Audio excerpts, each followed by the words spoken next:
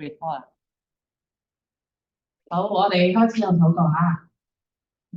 真係恩主，多謝你星期日係我哋一齊嚟到敬拜安息嘅日子，願意咧我哋將一切所有嘅掛慮放喺你面前，因為主你就係嗰個大祭司，你能夠體恤我哋嘅軟弱，我哋可以坦然無懼喺你嘅面前嚟到敬拜你。我哋係屬於你嘅子民，我哋要喺安息日嘅日子親近你，成為聖潔，因為主你係聖潔嘅。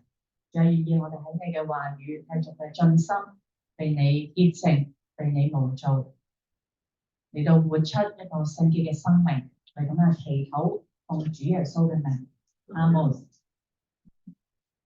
OK，咁我哋上次咧就講咗民數記啦，係咪好精彩啊？民數記係啊。咁今日咧就同大家解呢一段嘅經文，就係巴蘭佢祝福或咒詛以色列民。咁上次咧就提到一段嘅經文咧，大家都覺得係有啲奇怪喎，點解咁咧？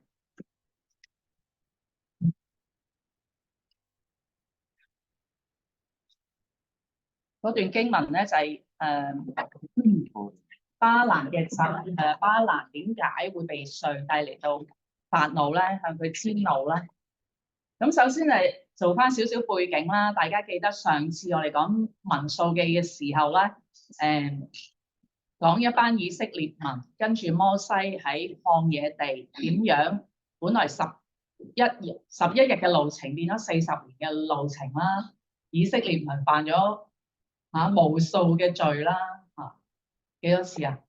記唔記得？7至8次啦，雖然耶和華話佢哋10次嘅犯罪，其實10次嘅意思未必係一個 literal 嘅 number， 可能就係話不斷嘅犯罪，十分嘅作惡啊。咁如果你數嘅時候咧，大概係7次至8次。點解有啲話7次，有啲8次咧？咁可能咧就係將嗰個可拉族佢哋俾上帝嚟到發怒嘅時候，佢哋250個嘅長老同可拉族死晒啦，係咪？個地裂開，咁跟住第二日咧，以色列民就喺度埋怨，話係摩西害死百姓，就將個責任遷怒俾摩西。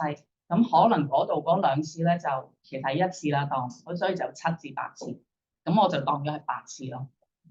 咁你睇到呢一個地圖嘅時候咧，我試下用啲科技先，係咪咁啊？Push OK。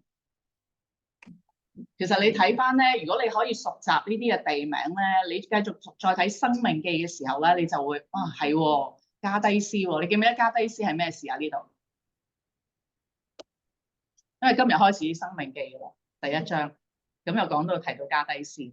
加低斯發生咩事啊？加低斯就係摩西去差派12個探子，係啦，因為呢度咧就係進入迦南地嘅其實一個入口咁樣啦，咁喺呢一度咧就係佢哋埋怨乜嘢啊？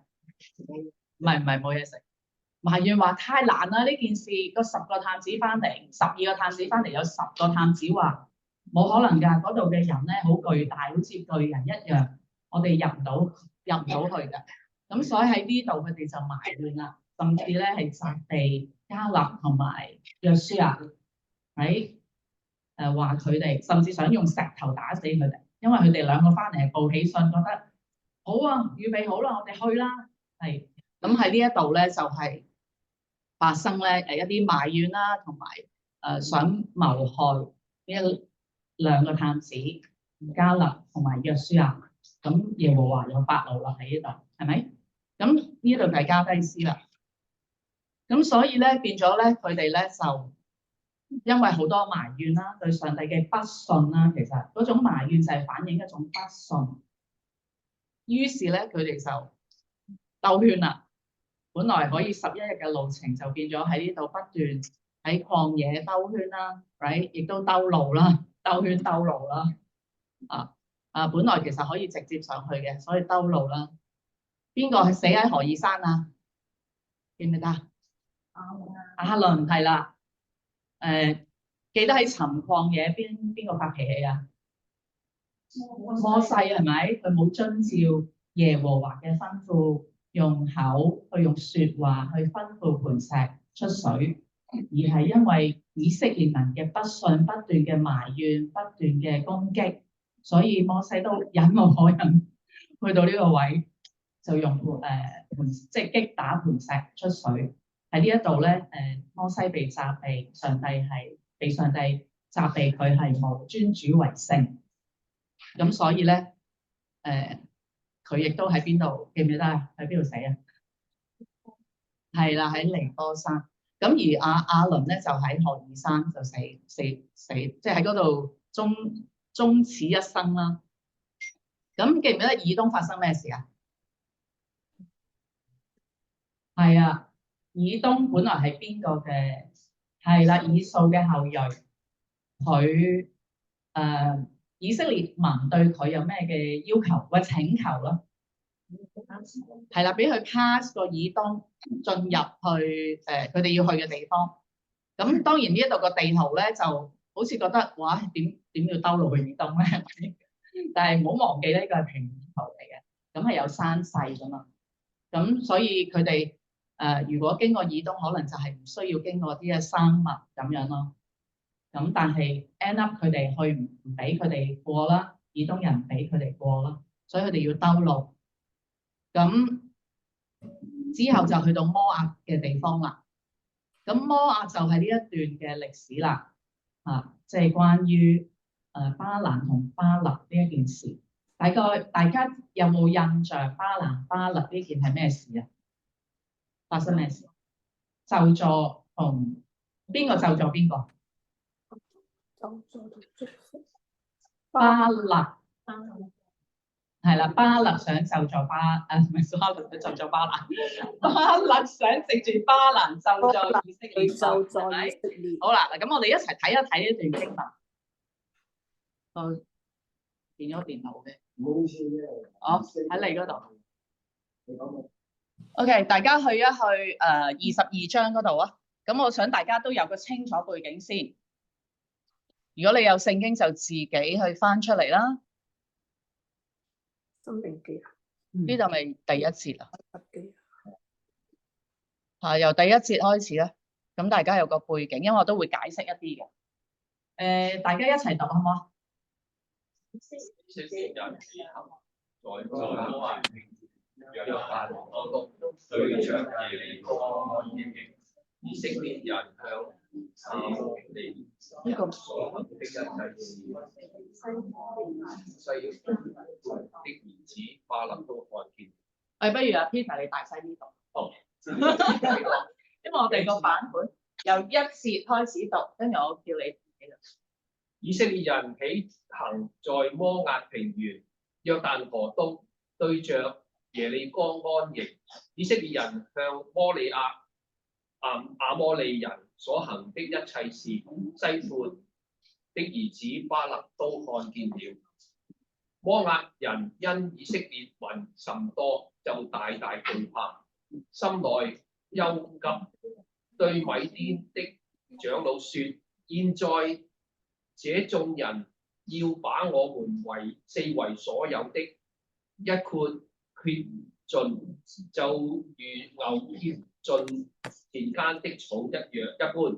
那時西弗的兒子巴勒作摩押王，他差遣使者往大河邊的比奪去，到比爾的兒子巴蘭本鄉那裏，照巴蘭來說，有一宗族民從埃及出來，遮滿地面與我對居，這民比我強盛，現在求你來為我咒詛他們，或者我能得勝攻打他們，趕出此地，因為我知道你為誰說祝福，誰就得福；你咒詛誰，誰就受咒詛。到呢度，繼續啊。好。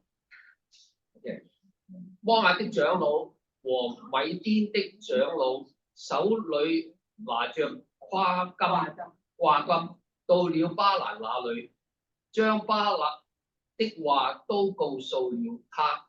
巴蘭說：你們今夜在這裏住宿，我必照耶和華所曉諭我的回報你們。摩押的使者就在巴蘭那裏住下了。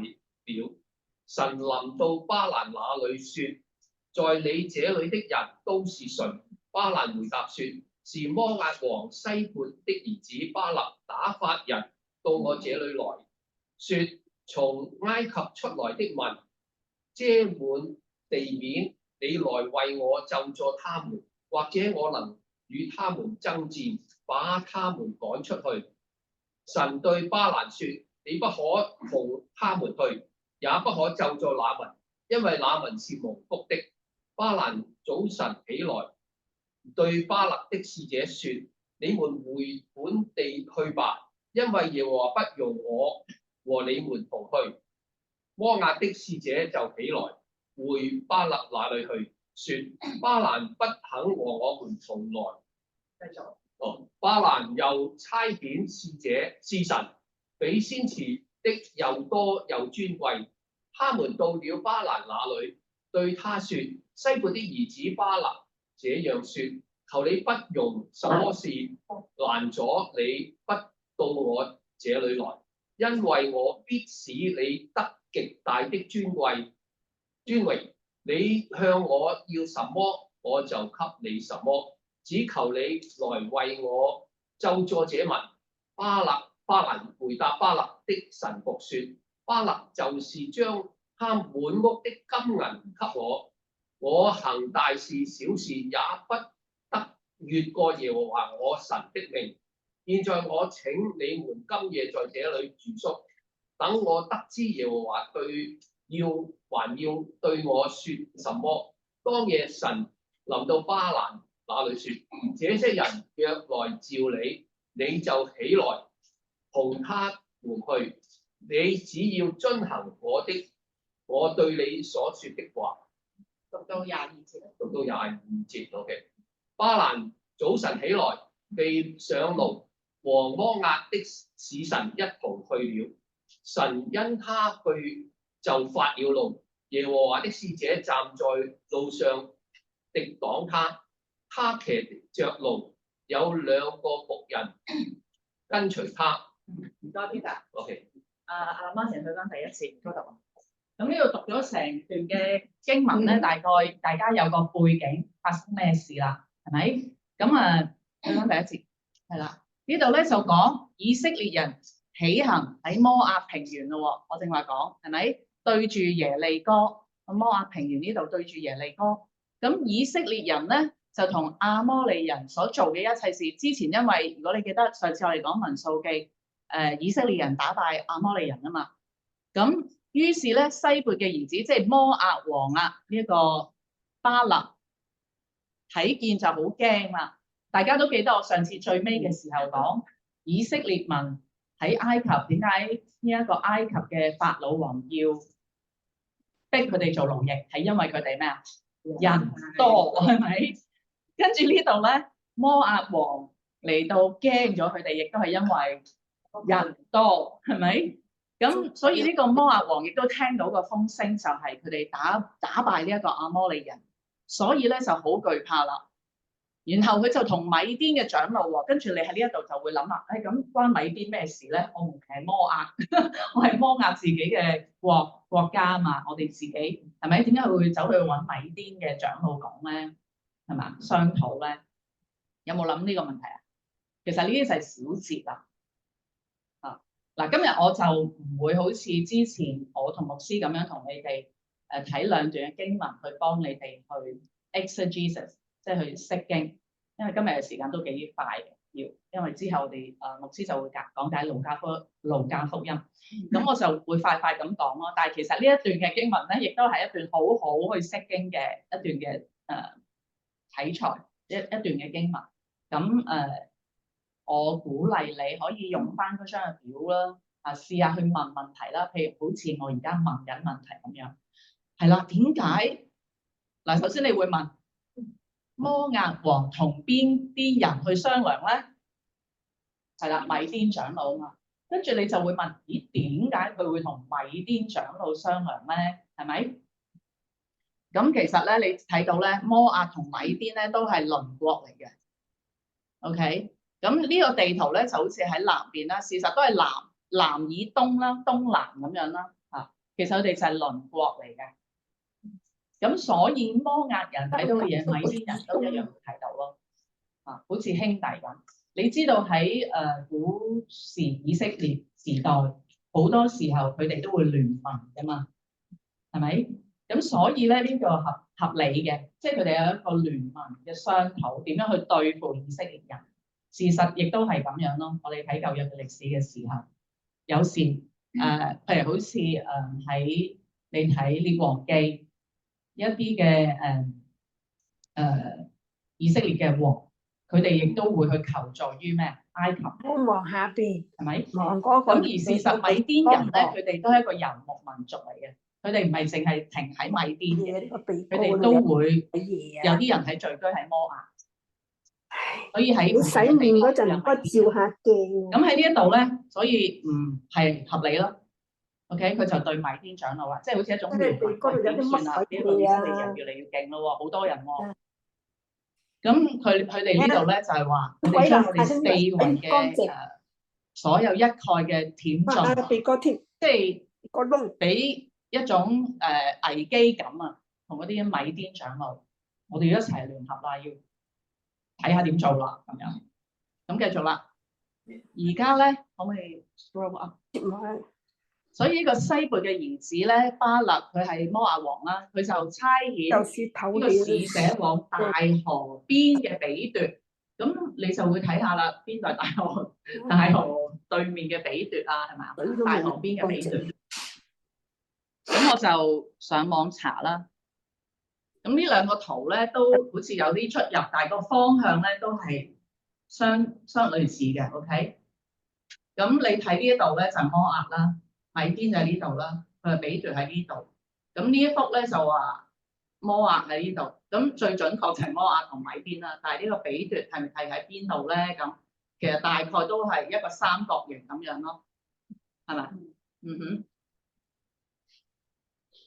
呢個就係嗰個叫，如果你睇翻英文版咧，就係呢個 Paphos，OK，Paphos 比奪。咁所以其實佢哋都好盡力啊，想即係好花時間，亦都係真係諗盡辦法要攻打以色列人啊！因為你係一個好長嘅路程，你專登去揾呢一個嘅巴蘭，即係佢哋視呢個以色列人係一個好大嘅威脅，所以即使係不費功夫都要去揾呢一個巴蘭去咒詛以色列民咯。好，咁我哋繼續睇啦。咁佢就召阿巴蘭啦。咁有一個民族呢度好快啦，即係佢哋咧想做咩咧？佢就話呢一個民咧比我哋強盛。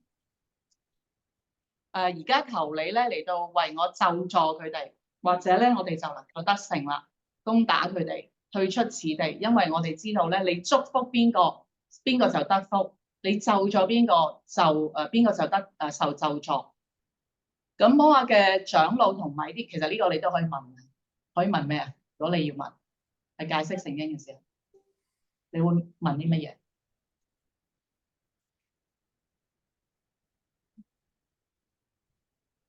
點解揾巴蘭咧？係咪？即係咁遠去揾巴蘭？可以有呢個權利？冇錯，我都係有呢個問題嘅。係點解佢會咁有信心？佢祝福邊個就邊個得祝福，邊個就錯得就錯。好問題。咁我哋睇下呢個揾唔揾到答案。咁摩押嘅長老同米甸嘅長老手拿住掛金，你知唔知掛金係咩嚟？唔知嗬。咁所以我哋睇睇英文咯。可唔可以去英文嗰度第7節？係啦，呢度唔該。佢話 The elders of Moab and Midian left, taking with them the fee of divination. The fee for divination， 你知唔知 divination 點解啊？divination 係占卜啊，係啦，即係佢有預知未來嘅能力啦。咁呢一個咧，譬如喺中文都有睇唔到啦，掛金，但係其實掛嗰個意思即係占卜嘅意思咯，係啦。咁所以點解佢哇？你能夠預知未來，咁你即係有能力啦，咁樣佢去揾巴蘭咯。咁所以咧，呢一個嘅巴蘭咧就係好似啲先知咁樣，佢係外族人，佢係外邦人，佢唔係以色列人。但係咧佢有呢個預知嘅一個嘅能力。咁係咪神俾佢啊？我哋繼續睇咯，好嘛？翻去中文嗰度，好問題啊 Shirley 呢個。咁如果你記得上次牧師講摩西第3章嘅時候，唔係摩西，一個出埃及記第3章講摩西蒙召嗰個經歷，講佢嘅當時喺曠野 ，right？ 佢嘅外父係米甸人，佢都係一個祭司，即係喺呢一個中東嘅文化，佢哋都有外邦人有唔同嘅祭司，都係有啲宗教嘅人士。咁呢一個巴蘭亦都係同樣係咁樣，咁佢有能力嘅。繼續啦，去到邊度咧？巴蘭唔係以色列人嚟㗎，唔係啊，係掛金，去到邊度 ？OK， 咁巴蘭就講乜嘢咧？佢話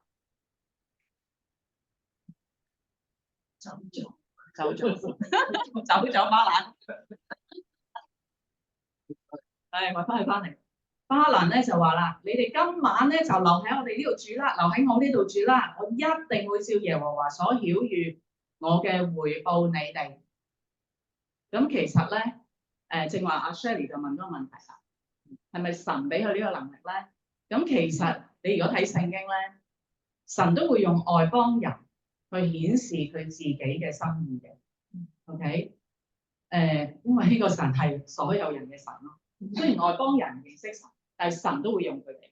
所以喺呢度你睇到好明顯啦，耶和華係有向巴蘭顯現嘅，係咪 ？OK，咁事實上咧，聖經裏邊除咗巴蘭之外咧，呢個麥基洗德其實都係外邦人嚟嘅，係啊 ，yes，係一個咩王啊？撒冷王係咪？係啦，咁佢唔係一個以色列民嚟嘅，都係一個外邦。因為其實所有嘅民都係屬於神，只不過呢啲人係唔認識神，呢啲外邦人。OK，咁繼續落去啦。去到邊度啊？第幾節呢？咁你係啦，佢就話上帝臨到巴蘭嗰度，喺呢一度係啦，上帝就同阿巴蘭話啦，顯示啦，同巴蘭講：你呢啲人係咩人嚟㗎？巴蘭就話係摩押王西撥嘅兒子巴勒，嗰個可唔可以整翻？係，去翻上啲，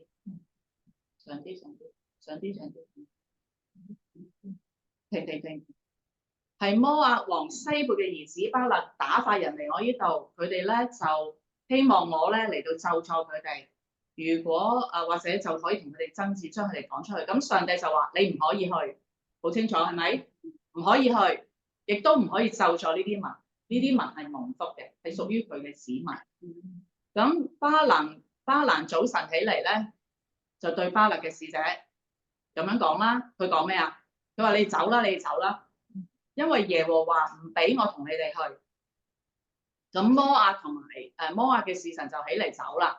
第一次走咗啦 ，OK， 好清楚呢度，你唔好 miss 呢個 detail， 因為咧對你明白點解後邊嗰經文咧，上帝對巴蘭發怒係有原因。咁係咪叫咗佢哋走嘅？係咪？跟住15節咯，巴勒咧死唔心息啦，摩押王死唔心息啦，又差遣使者，仲要點啊？比先前嘅點啊？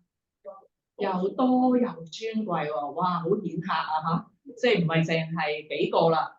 成隊 team 嚟啦，仲要好尊貴嘅，仲有咧，仲係帶咗好多錢嚟嘅，好似喺邊度講啊？呢度先，佢哋又做到巴蘭嗰度啦，對佢哋話：西貝嘅兒子巴勒咁樣話，求你唔好俾任何嘅事攔阻我哋嚟你呢一度，唔好俾任何事攔阻我哋嚟到你呢一度。記住啦嚇呢句話，因為咧我必使你極大尊貴、尊榮，即係更多嘅尊榮財富嚟到俾你，係第二次啦嘅理由啦。無論你要我俾乜你，我就俾你，只求你為我咒詛這民。哇，好有誠意啊，係咪啊？好吸引啊，係啦，心唔心喐？都會啊，嗬，好心喐。咁巴蘭咧就回答巴勒嘅臣僕咁樣講啦。巴勒就係你俾晒成屋嘅金銀財寶我大事小事都唔可以得罪耶和華嘅。我上帝嘅命而家咧就請你嗱呢度咧重點啊嚇。我上帝嘅命，我唔可以越過耶和華。我上帝嘅命，19節睇清楚嚇。而家我請你今夜留喺呢度住宿啦。睇唔睇到啊？咁而家嗱，我唔可以違背上帝嘅命㗎。不如而家你留喺度住宿啦，住宿先啦，好唔好啊？睇唔睇到啊？玄機啊！等我得知耶和華，等我睇下耶和華對我講啲咩啦。get 到啦，我弟兄姊妹。當夜上帝臨到巴蘭嗰度話：呢啲人如果照你就起嚟同，但係你只要遵行我對你所講嘅話。OK， 所講嘅話係咩啊？either 係咒詛，抑或係祝福，係咪？呢度已經講到好明啦。耶和華話你只可以祝福，唔可以咒詛，因為佢哋係蒙福嘅。但係巴勒嘅 intention 係咩？佢嚟帶咁多財寶，使你更多尊榮，個目的係咩啊？只有一樣啫嘛，就係咒詛啦。咁你跟佢意思即係咩啊？你咪去咒詛，你先有咁嘅金銀啊嘛。同埋你睇到第19節講咩啊？你今夜留宿啦，係咪？但係你睇翻之前第15節嗰度，佢係叫佢哋走嘅。如果佢係冇呢一個嘅心裏邊嘅目的，你就唔使留住啦，你走啦，係咪啊？心喐啊，睇到咯。咁所以點解去到下邊去翻下邊？巴蘭朝頭早起嚟，哇！好啦，可能去到啦，耶和華俾佢去啦。係咪到佢唔係一個定義去跟耶和華嘅心意咯？因此點解耶和華發怒係發嬲？明白咯？大過耶和華。所以呢啲小節咧，其實都係俾我哋一啲嘅hints 啦，right？而事實我哋講已經解經啦喎，釋經係咪？你知道咧，成本聖經新約亦都有講到巴蘭係貪財嘅 ，right？去一去彼得後書2章15至16節，如果你自己揾到咧，就睇啦，自己見啦。彼得後書2章15至16節嗰度講佢話，他們離棄正路，他們走差了。隨從比爾之子巴蘭嘅路，其實呢度嘅他們咧就係講好多嘅以色列民點樣離棄正路啦。呢度咧就提到佢哋點樣好似隨從咗比爾嘅兒子，即係用比爾嘅兒子巴蘭嚟做一個例子，就係講以色列民離棄正路，離開咗耶和華嘅吩咐。巴蘭就係嗰個貪愛不義之公價嘅先知。佢卻為自己嘅過犯受咗責備，嗰個唔能夠說話嘅驢，亦都用人嘅言語攔咗先知嘅狂妄。咁呢度你就睇到，即係聖經，我哋講以經解經，用聖經解釋翻聖經，其實巴蘭嘅心思目的係喺度咯。佢唔係趕啲先嗰啲嘅巴勒嘅使臣走，而係留佢哋喺度。其實係一種試探啦，對耶和華嘅試探，係咪真係可以？所以佢跟咗佢哋走咯，跟咗佢哋去。咁因此點解呢一度耶和華發怒？大家明咯？呢個經文係啦。咁我想講嘅咧就係話，其實個重點咧唔係佢淨係一個 divine divinator，即係一個叫做占卜家，就係預知未來。嗰個嘅罪咧就係佢更加係，你知道咒詛咧係只係話一個我講俾你聽，聽日會發生咩事巴蘭。而一個咒詛咧係帶住一種咧，想用一個超自然屬靈嘅能力去改變嗰個人嘅命運，改變以色列人嘅命運。因為你帶咒詛就係一種攻擊，係咪一種 attack？ 神使用或者呼召揀選嘅子民，而巴蘭為咗錢財嘅緣故去攻擊神嘅選民咯。呢、這個就係佢點解咁大嘅罪，而係被上帝去責備。喺好啦，咁跟住咧呢一度，我想講一講呢一個好重要嘅主題，咒詛同祝福。其實你知道聖經裏邊咧呢一個咧係一個我哋叫重複嘅一個觀念嚟。你記得上一次我解釋利未記嘅時候咧，我哋係一班聖潔嘅子民啊嘛，因為我哋嘅神係聖潔嘅。咁我哋要聖潔嘅時候，我哋要做啲咩？我哋藉住乜嘢表達對上帝嘅敬拜同埋一種願意過聖潔嘅生活啊？遵守係啦，遵守佢嘅律例啊嘛，所以利未記有好多嘅聖潔嘅條例啦。咁我哋藉住去遵守佢嘅誡命。咁如果你記得我提你哋睇26章利未記26章嘅時候，講到如果我哋遵守嘅時候，我哋就有得福；如果我哋逆命，我哋就受災。26章係好清楚一個對比嚟嘅。咁嚟緊咧，你會睇申命記啊。咁可唔可以去申命記啊？申命記11章26至28節咧，就更加清楚講俾以色列人聽你嘅選擇啦。以色列問你要點選擇？你選擇去遵命啊，定選擇逆命？咁申命記11章26至28，大家一齊讀好唔好啊？我今日將祝福與咒詛的話，就陳明在你們面前。你們若聽從耶和華你們上帝的話，就是我今日所吩咐你們的，就必蒙福。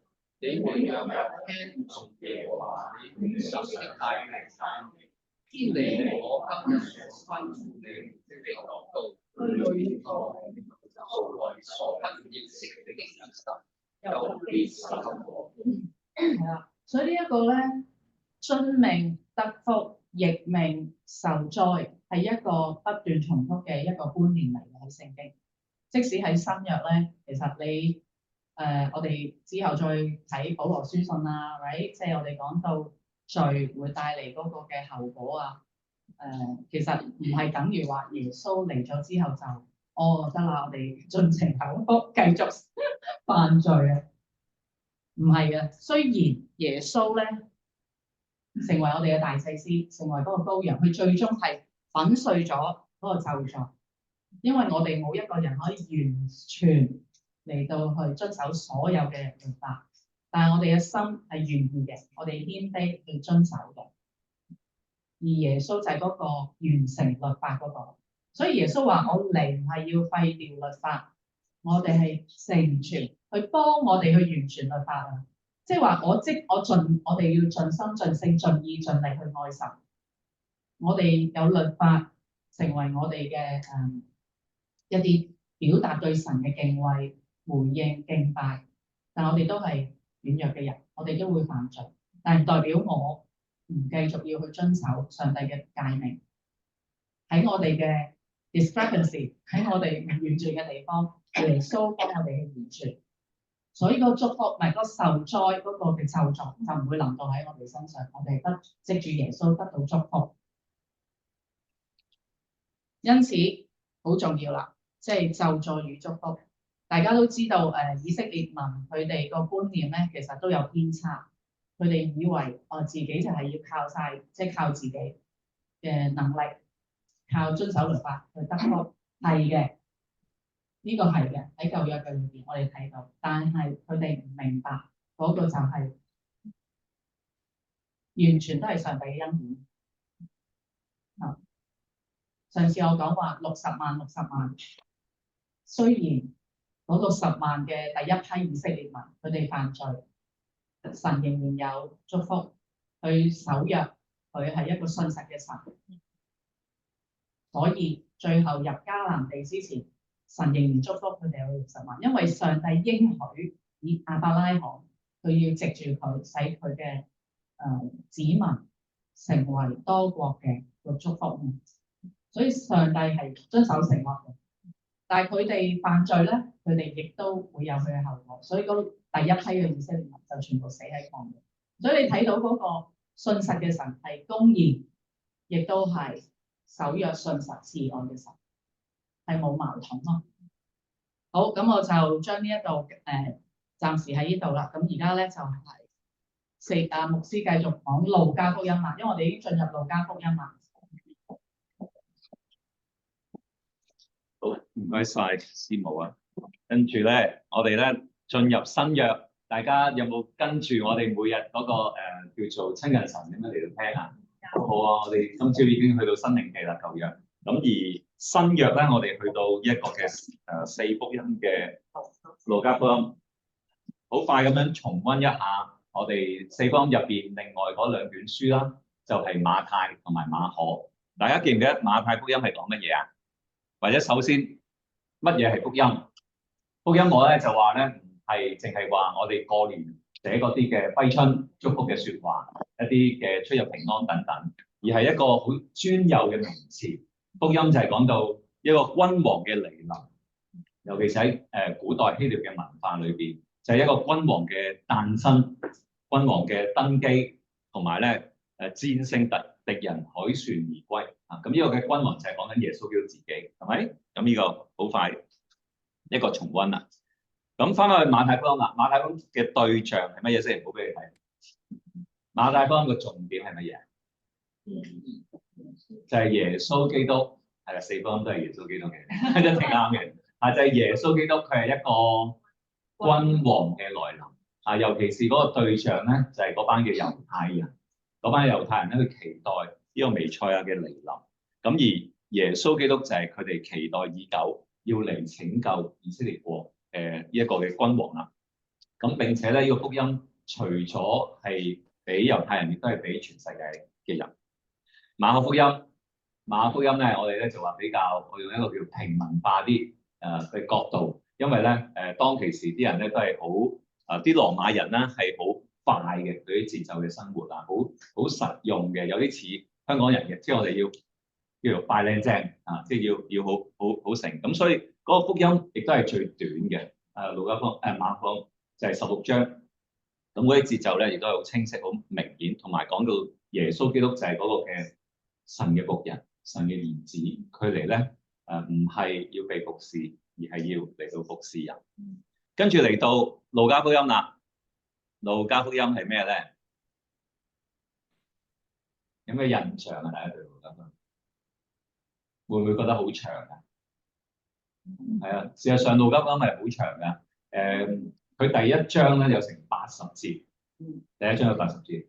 如果你成卷路加福音加埋咧24章入邊咧有1151節，係1151節，即係平均每一章咧大概48節到啦。咁佢係喺新約裏邊咧最長嘅一卷書卷，最長嘅一卷書卷。咁點解會咁長咁乜嘢咧？咁其實同佢嗰個寫作嘅對象係好有關係嘅。因為路加福音咧呢個講到咧，佢主要咧係為到外邦人而寫啊。其中一個嘅好明顯嘅對象叫提亞非羅。提亞非羅係一個咩人咧？我一陣間好快會講一講。咁佢亦都代表緊呢一班嘅外邦人咧，係有知識、有學問。咁而路加本身亦都係做一個咩職業啊？冇錯啦，路加咧亦都係一個醫生。咁所以咧，佢亦都係好詳盡嚟到咧，按照嗰個嘅時間叫做 chronological order 嚟到將整個嘅福音好詳細嚟到去記載。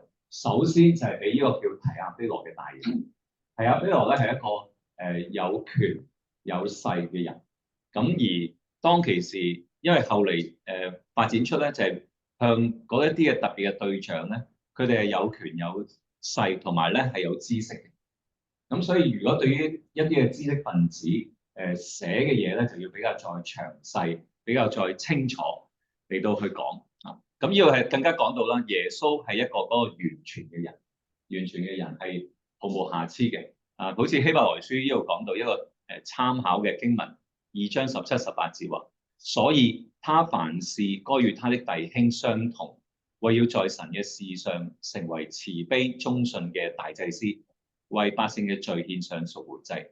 他自己既然被試探而受苦，就能搭救被試探嘅人。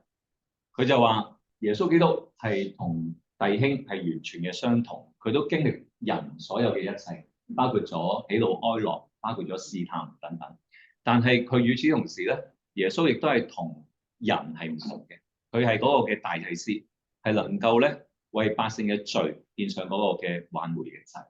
咁呢一個咧，亦都喺路加福音我哋睇到，佢點樣係一個完全嘅人，亦都係一個完全嘅神，以致佢能夠咧係去搭救、拯救所有世上嘅人。好啦，咁講個作者啦，頭先大家都好熟啦，即係呢一個醫生路加，佢除咗寫一個叫路加福音之外，我哋話咧係好似寫書咁樣嘅第一部或者上集，咁然之後下一集咧或者下半部分就係冇錯啦，就係《使徒行傳》，就係呢個咧亦都係講緊就係由福音嘅時代，由耶穌嘅時代就係路加福音，跟住咧就去到使徒嘅時代，就係《使徒行傳》。所以路加係一個好好嘅歷史學家，將所有教會由耶穌基督建立嘅教會，去到初期教會嚟到去建立啦。咁而佢嘅書信咧，亦都同使徒保羅咧係好似啦，因為大家知道使徒保羅咧，亦都係一個學者，一個受過好嚴格拉比嘅訓練嘅猶太學者。咁所以佢哋嗰個嘅思路啊，或者個語調都好似。好，咁呢個就係話同其他三卷福音書唔同啦，就係寫作嘅對象就係提阿非羅啦。我哋首先做一段嘅經文啦，即係我哋做下 observation 先，因為我哋成日話要教大家係可以去自己識得釣魚，就唔係咧淨係食魚咁簡單，係咪？啊，咁我哋做一個好簡單嘅 exercise，就係路加福音1章1至4節，我哋一齊讀好嘛？1、2、3，提阿非羅大人啊！有好些人提筆作書，述說在我們中間所成的事，是照傳道的人從起初親眼看見又傳給我們的。這些事我既從起頭都詳細考察了，就定意要按着次序寫給你，使你知道所學之道都是確實的。好，咁呢度咧就話路加福音咧就一開始咧就講寫書或者寫呢個福音嘅對象啦，即係收呢封信嘅人。咁並且另一方面咧就係寫書寫呢個信嘅人。咁我想問下你啦，你觀察到有啲乜嘢係同呢一個寫書嘅人有關嘅咧？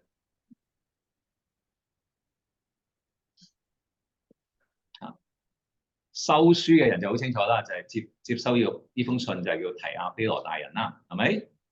咁寫呢個路加福音嘅人有啲咩背景啊？係點樣嘅一班嘅人？呢度講到好幾樣嘢喎，啊，時間關係。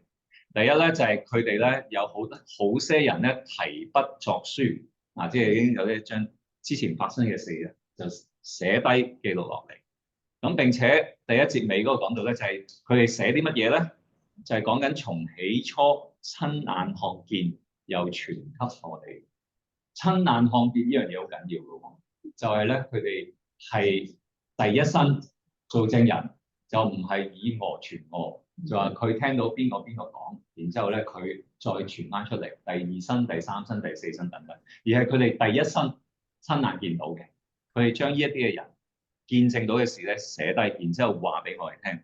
咁呢啲嘅事咧，我記從起頭都詳細考察啦，即係佢唔單止係睇咗人哋第一身嘅記錄，並且佢自己做咗一個嘅調查，一個嘅考究，咁所以咧係非常之嚴謹、非常之準確嘅。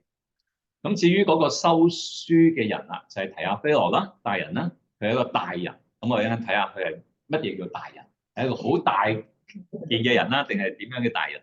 第二節啦，就係話咧，我就定義要按照次序寫俾你啊，即係呢個提阿非羅咧係對呢個福音好有興趣，咁所以佢要按次序時間嘅發生 chronological order 嚟到佢話俾佢聽，並且就係話使你知道所學之道係確實嘅。呢個就係都係寫封信嗰個目的，希望佢所學之道，提阿非羅咧係學緊呢個嘅道啊，係確實嘅，係千真萬確嘅。好啦，咁呢個都提咗啦。咁提阿非羅咧，其實係一個咩嘅名咧？我唔知我哋中間有冇人叫提阿非羅，或者你識人有冇人叫提阿非羅？我就冇，不過我識有個人叫 Theo。Theo 有個牧師嘅仔叫 Theo。個 Theo 嘅意思咧就係上帝或者神咁樣意思。Theophilus 你就諗到咧就係愛嘅意思係咪？即係我哋話叫咩有三種愛啊嘛係嘛？有第三種就係叫做神嘅愛。咁呢個意思咧就係有兩個解釋嘅佢嘅名，就係英文叫 The One Who Loves God， 就係話佢係一個愛上帝嘅人。Okay? 第二個解釋咧就係話 The One Who is Loved by God， 即係一個就係主動式，一個就係被動式。第二個咧就係佢係被上帝所愛嘅人。第一個就係佢係本身自己好愛上帝，好想去明白呢個道理。咁因為咁嘅緣故咧，佢就叫呢一個嘅路加咧，就將呢一個福音咧嚟到係詳細嚟到係話俾佢聽。咁而事實上咧，呢一個嘅我講咗少少啦，即係佢話俾佢聽嘅過程入邊咧，啲學者就研究咧，第一佢可能係已經係信咗主，已經係跟隨咗呢個福音。咁於是乎咧，佢就聘請阿路加咧嚟到去寫一個詳細嘅記載啦，因為佢好明白呢個道。咁另一個可能性咧，有啲人就解釋咧，佢係一個慕道者，對呢個福音咧好有興趣啊。咁亦都係咧嚟到去希望咧了解呢個福音。無論如何，佢都係一個追求呢個信仰嘅人。跟住講到佢唔單止係叫提阿非羅呢個名，一個愛上帝嘅人或者被上帝所愛嘅人，更加佢係一個大人。咩叫大人啊？唔係成人咁簡單，係咪？一個大人物啦，或者係叫做大人物咧。如果你睇呢度有兩段參考經文啦，就係咧菲力斯大人 Philip 喺《使徒行傳》24章。呢度咧就係保羅，即係同佢有個對話啦。我們因你得以享受國泰民安，並且喺一個國家裏邊嘅弊病，跟住你嘅你要得以試下，係啦，試過即係有啲似以前我哋喺紐約嗰個叫 Giuliani，即係佢洗清好多嘅嫖賭毒啊喺咁各方面。第二段咧就係講到非斯都大人啦。你呢個亦都係稱呼佢大人。咁所以我哋知道咧，提阿非羅大人就係一個大人物啦。通常係指一啲咧有才有勢有學問嘅人。OK， 好，咁喺呢個背景底下咧，我哋再講翻呢個寫作嘅動機啦。點解要寫封信俾有錢有權勢有學問嘅人？其實最重要嘅一個目的咧，就係話俾佢聽，呢個我所講啦。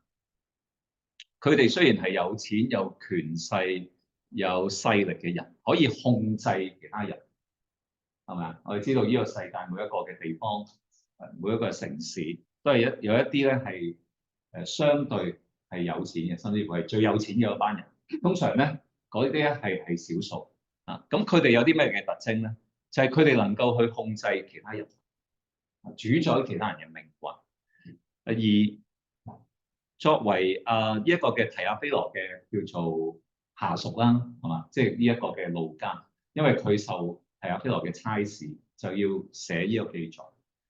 路加醫生咧就好特別，佢唔係即係叫做呢個老闆即係叫佢做乜佢又做乜。都固之然係啦，佢要寫呢個嘅記載。但係更加重要咧，佢係要講真實嘅説話，真心嘅説話。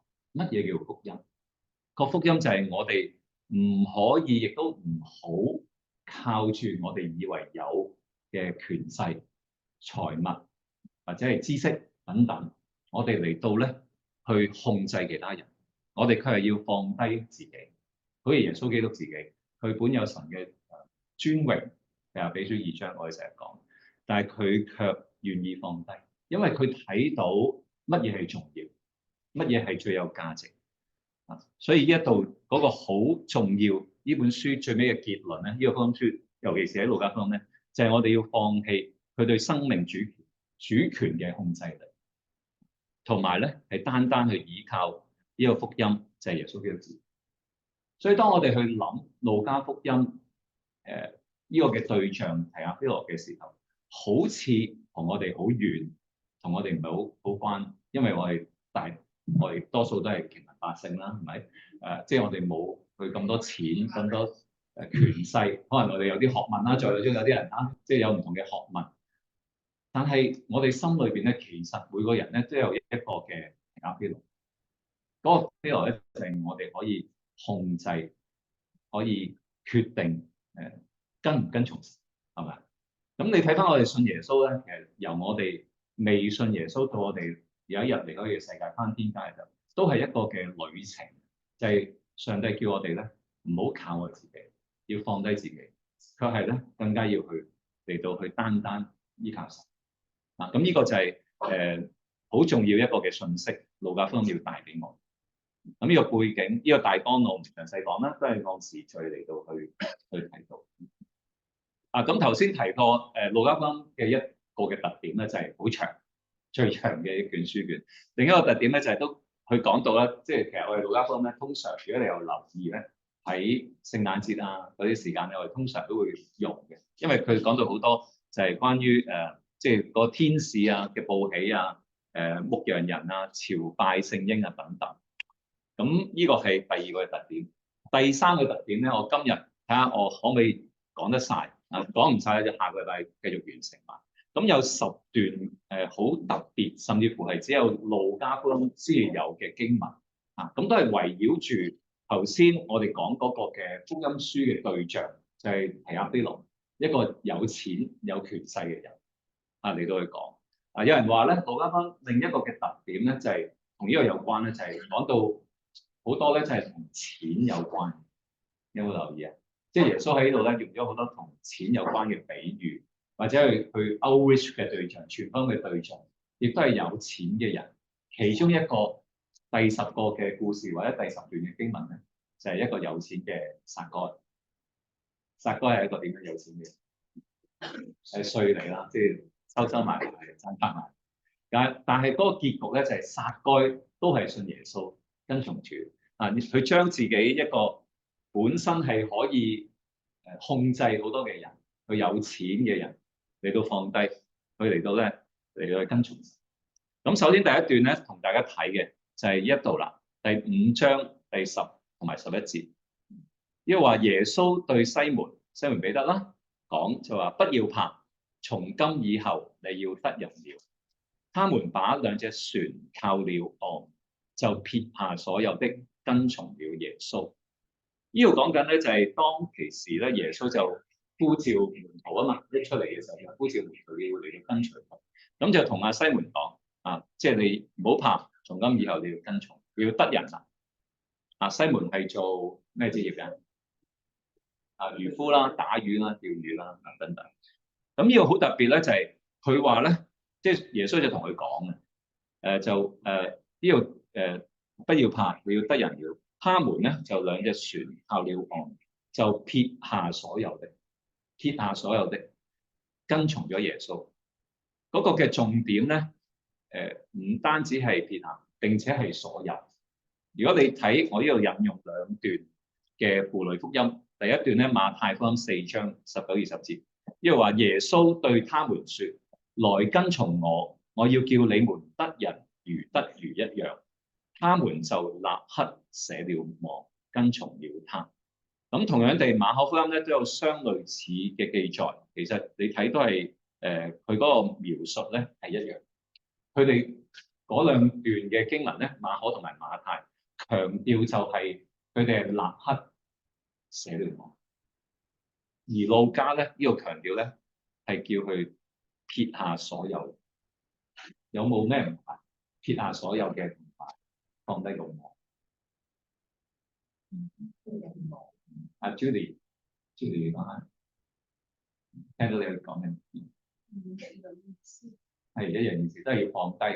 但係大家覺得嗰個放低嗰個嘅分量會唔會有唔同咧？係咯，即係我哋台山話叫做咩啊？菠蘿啊嘛，因為佢就話要所菠蘿嘅都要放低喎，但係即係其他馬太福音、馬可福音就係淨係掉低個網。即係我哋有時都會話自失㗎嘛，即係我哋信，即係有時神話你要放低喎，咁啊跟住你問放低乜嘢啊？係咪放低定係星期日唔好即係或者星期六晚唔好咁夜瞓啊？星期日早啲起身啊？定係放低其他啊咁等等？咁呢個好特別咧，就係路加福音係講得好清楚，係撇下所有，撇下所有。呢一個咧事實上咧，我哋繼續睇10段經文咧。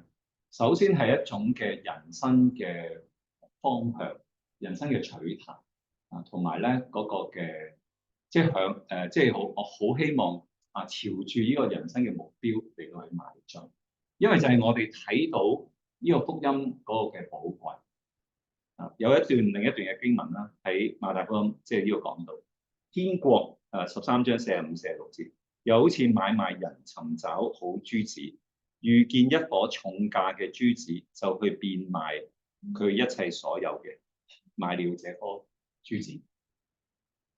呢個就係福音，我相信尤其是喺路加福音入邊咧，佢好想我哋去 grasp 到，去明白，去睇到並且咧去實踐嘅，就係睇到呢個福音就好似咧，哇！呢個好寶貴、好寶貴、好寶貴嘅珍珠。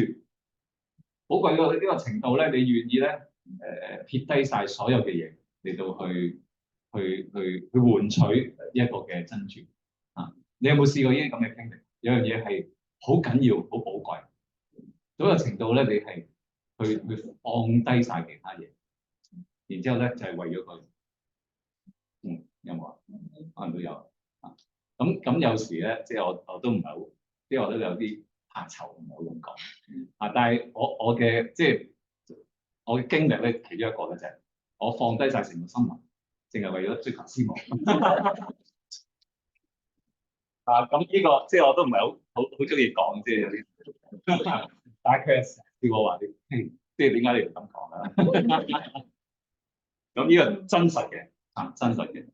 咁我都好希望你哋，尤其是咧，你睇到呢個福音個寶貴嘅程度咧，即係你嚮往呢個福音，以至到咧你願意去撇下一切嚟到去跟從神自己。呢個唔係一個嘅，即係當我哋成日講話神嘅呼召嘅時候，好似一個嘅 burden 嘅，唔係咯，就係當我哋有咁嘅體驗嘅時候，你就有一種嘅樂意，有一種嘅願意，有一種咧擺上嘅精神。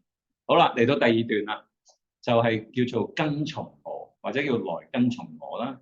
9章57、58節呢度話，他們在路上走嘅時候，有一個人對耶穌說：你無論往哪裏去，我都要跟從你。耶穌對他說：狐狸有洞，天空嘅飛鳥有窩，人子卻沒有枕頭嘅地方。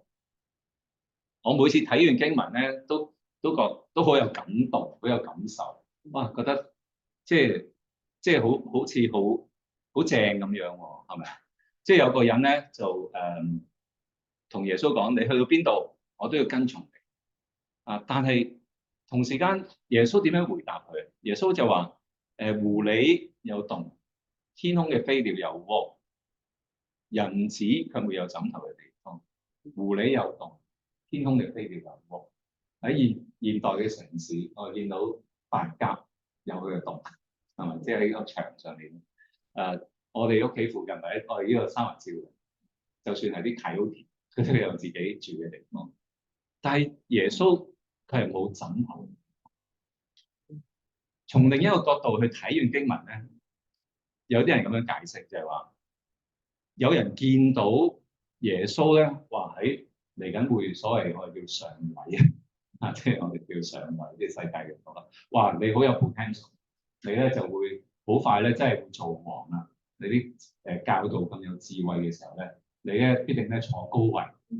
咁我要一定會跟住你，我哋 invest 嘅要跟住你。但係耶穌卻係點樣講？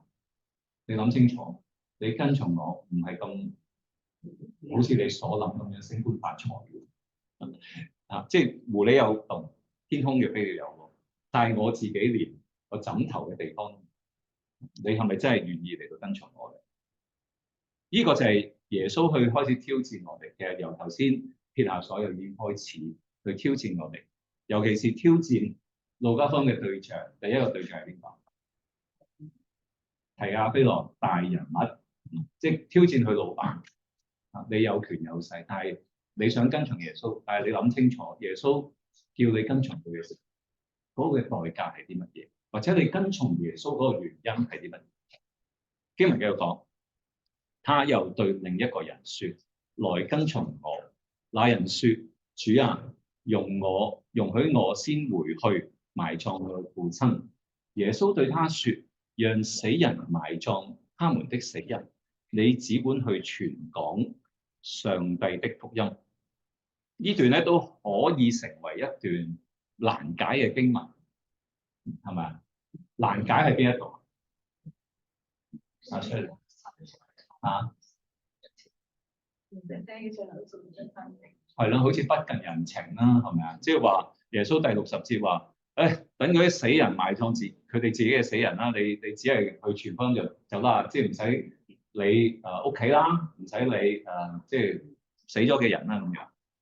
但係如果你了解嗰個嘅背景咧，嗰度咧係有兩個可能性。當其時咧，一個可能性咧就係嗰個人嘅父親都仲未死，即係佢嘅意思啊。嗰個人話：等我翻屋企埋葬佢嘅父親啦。咁可能佢個父親都未死，只不過咧等佢阿爸死咗先信啦。咁我有時傳福音都係咁啊嘛。有啲人話遲啲先信啦，等我點樣，我先嚟信耶穌啦。咁另一個解釋咧就係話，通常啲以色列人咧埋葬父親咧係要用成1年嘅時間，即係整個嘅過程啊。包括咗咧，佢要將佢嗰個父親嘅屍體埋葬啦，1年之後咧，將嗰個嘅骸骨拎出嚟咧，放喺嗰個骨架嗰個箱入邊等等。咁呢個先至完成整個嘅過程。咁但係呢度講緊嘅係啲乜嘢？耶穌同佢講嘅，讓死人埋葬佢哋嘅死人。其實個意思咧就係講緊嗰個迫切性。你係咪願意嚟到即刻嚟跟住，定還是你用其他嘅原因話依樣嗰樣先啦，然之後咧嚟到咧去跟從耶穌？呢個咧就係呢節嘅經文所講嘅。跟住再落啦，亦都係有講到我要跟從你，即係61節、62節，又有一個人講：主啊，我要跟從你，但容許我先去辭別我家裏嘅人。耶穌對他說：手扶着犁向後看嘅人，不配進神嘅國。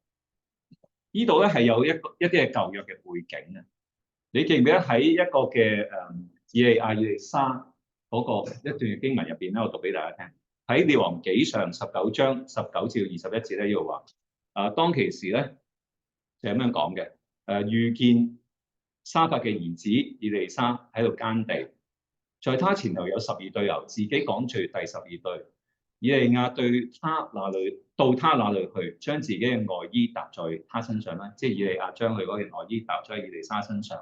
大家知道以利沙就係以利亞嘅徒弟啦、接班人啦。以利沙就離開咗牛啦，即係個意思就係呼召佢，同佢講你接我成為我嘅徒弟接班人，就跑到以利亞那裏説：求你容我先與父母親聚，然後我便跟隨你。以利亞對他説：你回去吧，我向你做了什麼呢？以利沙就離開他回去，宰了一對牛，用套牛的器具煮肉給民吃，隨後就起身跟隨以利亞服侍佢。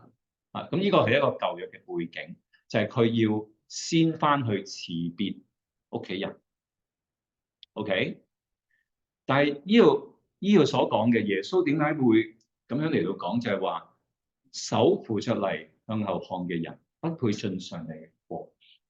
其中一個好重要嘅信息就係講緊，就係耶穌作為一個先知，比以利亞更加大、更加重要。到一個地步咧，就係你都唔需要翻去按照猶太人嘅傳統去辭別屋企人，就係而家馬上立刻你就應該嚟到咧去跟從。咁手扶着犁向後看嘅，我唔知你有冇聽過咧？嗰個意思就係啲牛喺度耕田嘅時候，有冇人耕過田？我冇，我睇過啲人耕田，我覺得好叻啊！原來啲牛係好大力嘅，即係唔好話兩隻啦，就算一隻咧都好犀利。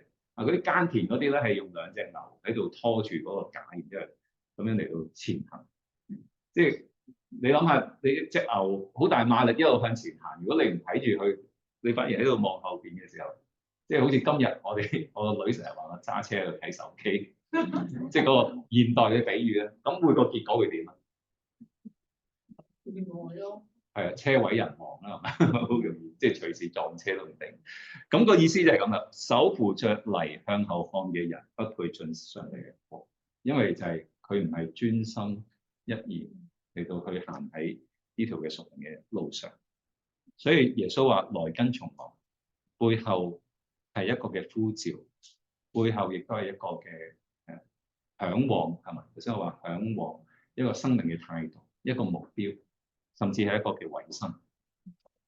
好啦，跟從我啦，呢度就係講到參考嘅經文啦。我哋喺聖經入邊咧有3次出現過，即係專一跟從嘅另一個嘅極端就係心懷二意。心懷二意嘅人咧，佢係冇定見嘅喺個路上。雅各書講：你哋親近神，神就必親近你們。有罪的人啊，你們的手要潔淨你們的手；心懷二意嘅人要潔淨你們嘅心。我好中意呢節雅各書4章8節，我哋親近神，神就必親近我哋。呢個就係我哋過去幾年每日親近神、每日親近神嗰個嘅主題經文。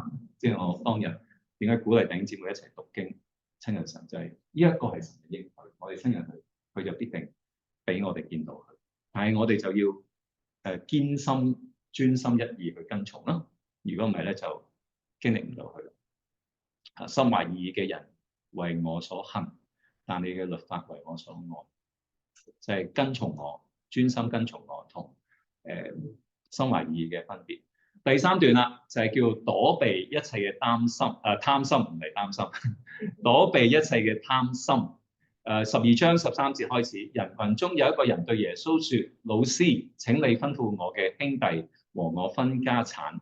耶穌對他說：你這個人，誰立我作你們嘅判官，或給你們分家產嘅呢？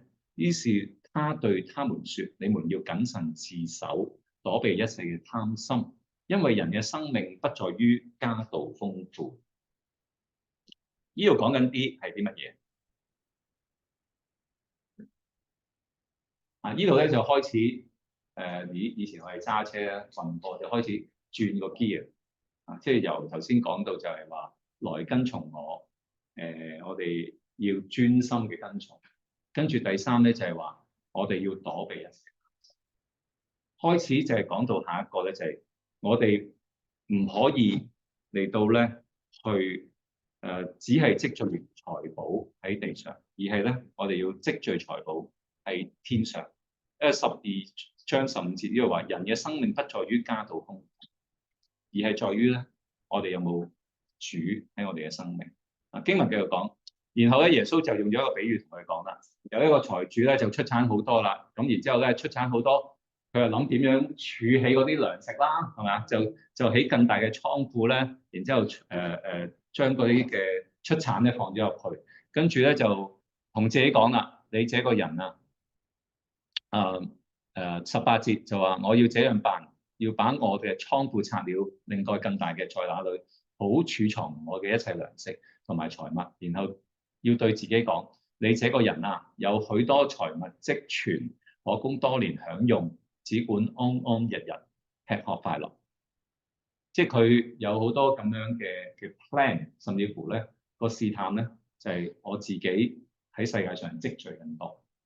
但係耶穌話：我哋要躲避呢一切嘅貪心，上帝卻對佢講：無知嘅人啊，今夜就要你嘅性命，你所預備嘅要歸誰呢？凡為自己積財，在上帝面前卻不富足的，也是這樣。咁呢個都係喺一個嘅好喺我哋世界，我哋都見到，即係好多有錢嘅人個結果係點啊？即係我唔係話唔應該有錢啦，即係有錢嘅人，如果你處理得不妥當，或者你嗰個金錢觀唔正確嘅時候咧，第一好多就係往往就係富不及三代啦。第二就係即係真慘案啊！即係我初頭以為即係睇啲故事，但係真係真實。好多人甚至乎連家人親戚都冇得做。最可悲嘅就係佢哋喺喪禮，有冇聽過？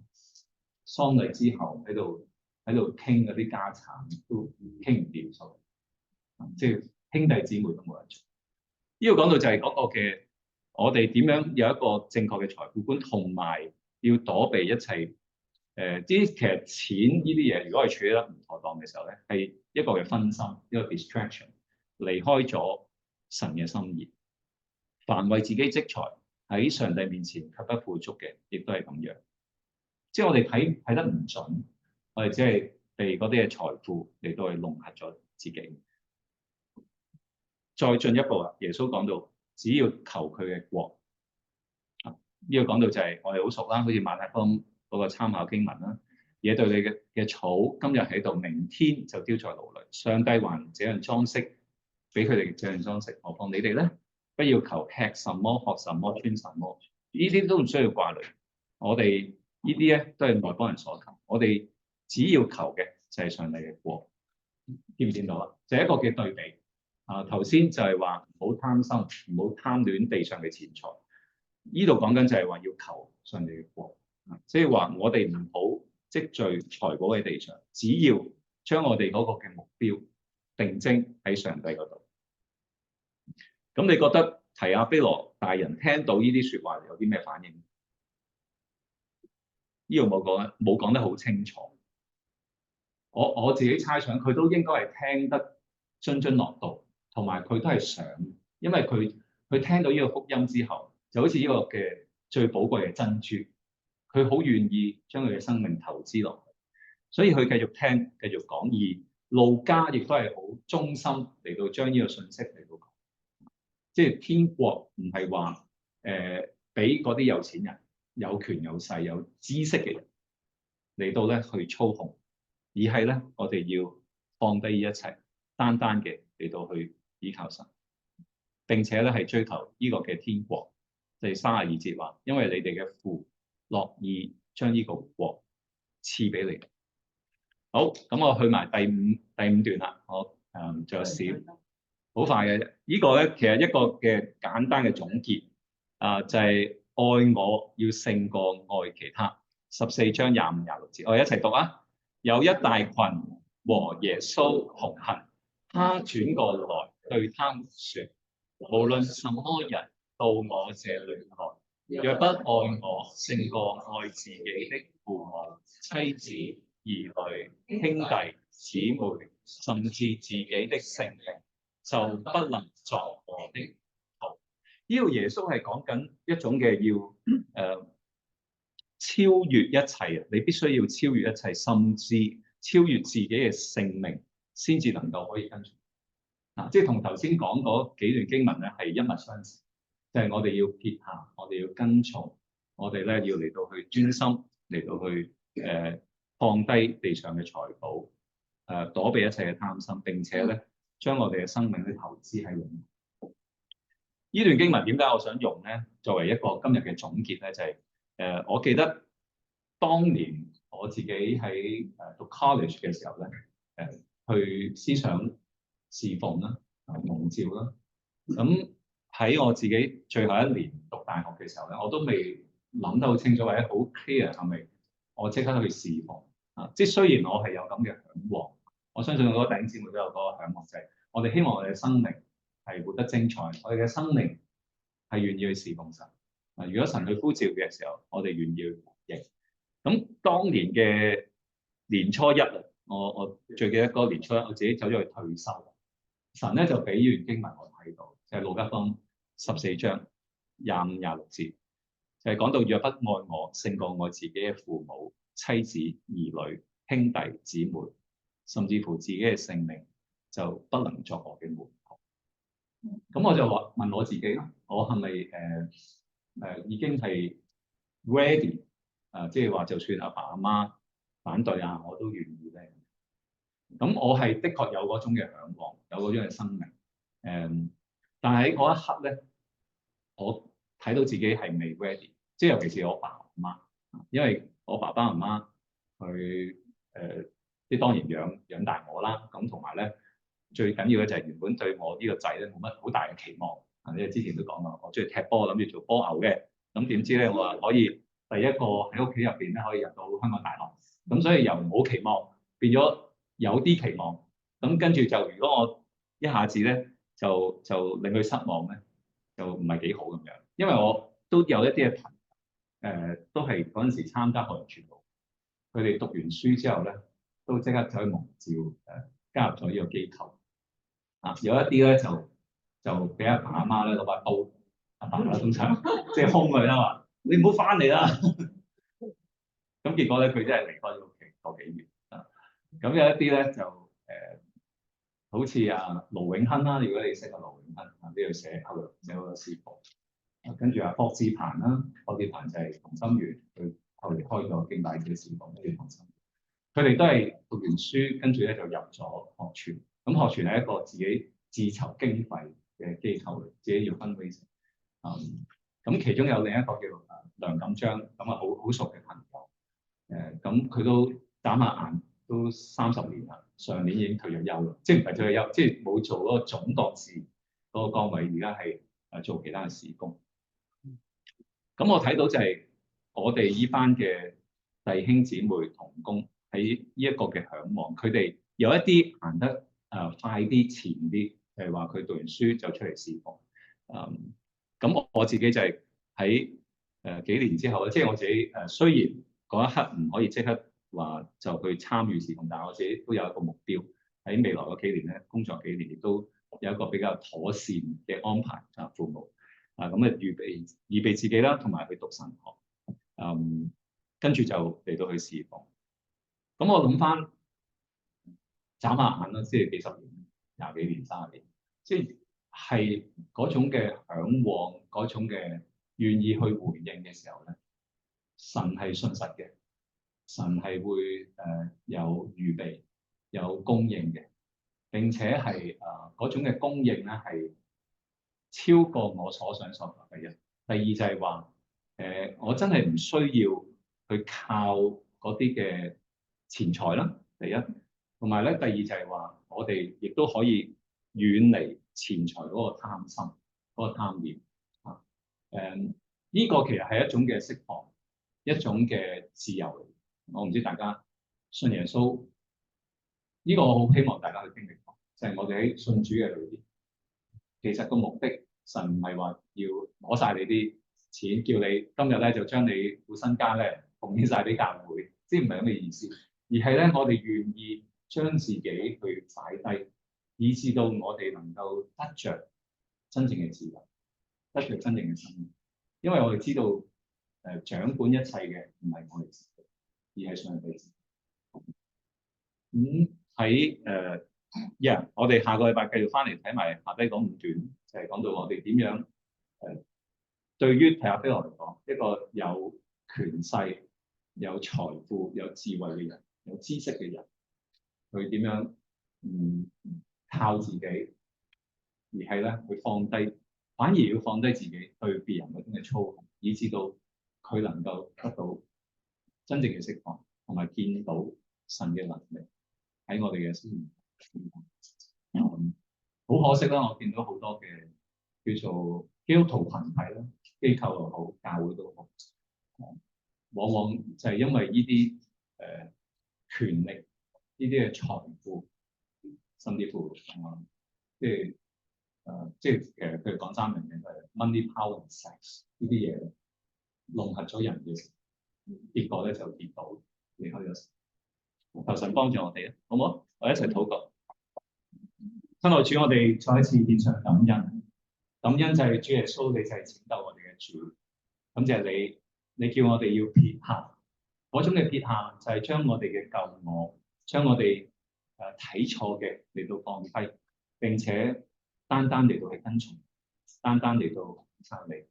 主要因為我哋知道，我哋唔係靠勢力，唔係靠兵，唔係靠馬，亦都唔係靠一切嘅錢財，佢係要依靠賜生命嘅主。求你幫助我哋弟兄姊妹。我知道喺一個物質嘅世界，喺一個追求權力、個人嘅影響力嘅世界當中，我哋都會陷入好多呢啲咁嘅試探。